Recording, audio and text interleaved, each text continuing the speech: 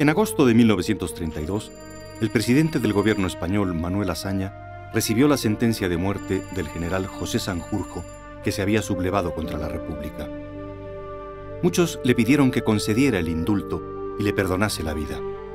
Otros más le aconsejaban, algunos le exigían que ejecutase la sentencia cuanto antes. Entre ellos, por cierto, el general Plutarco Elías Calles.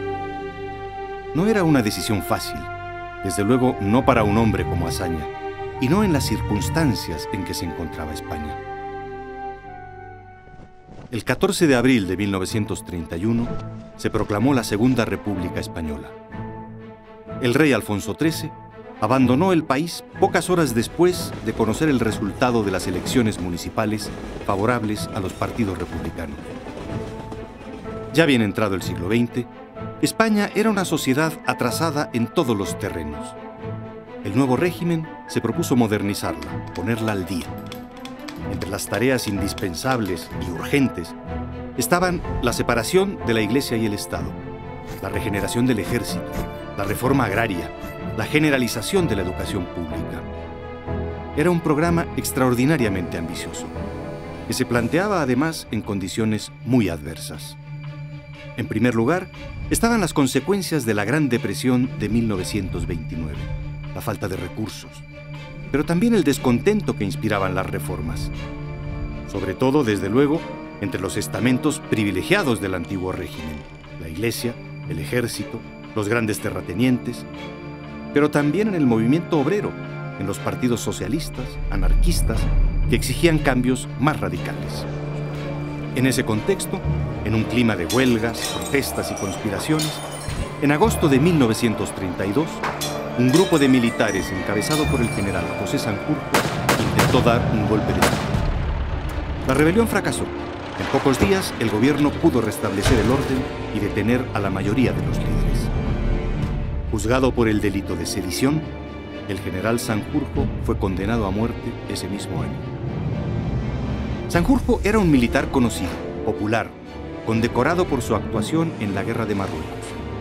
Desde el primer momento hubo presiones para que el gobierno lo indultase, pero también para que ordenase la ejecución de la sentencia.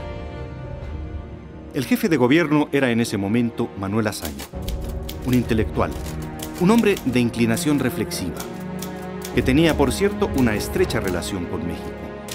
Durante varios años fue su secretario particular el escritor Martín Luis Guzmán. La rebelión de Sanjurjo, el juicio, la pena de muerte, estaban constantemente en su correspondencia en esos meses. Entre otras, hay una comunicación del embajador de España en México, Julio Álvarez del Valle, en que le dice que el general Plutarco Elías Calles le ha advertido muy seriamente de la necesidad de mostrar firmeza. No era una expresión airada, vengativa, sino un juicio realista.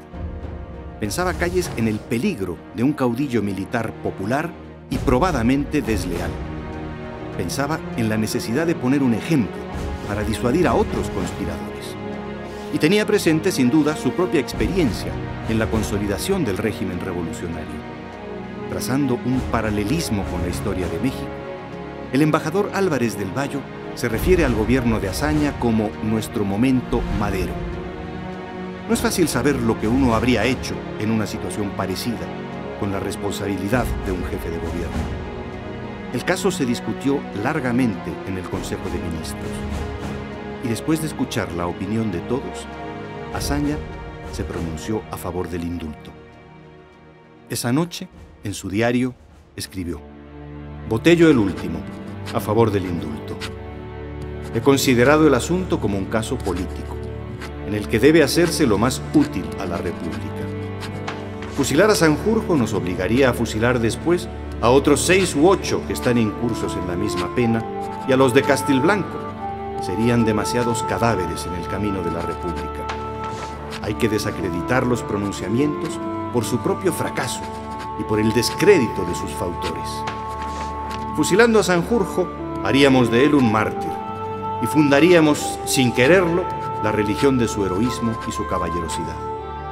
Fusilando a Sanjurjo, iríamos hoy a favor de la corriente, pero eso nos volvería contraria a los pocos días, a las pocas horas.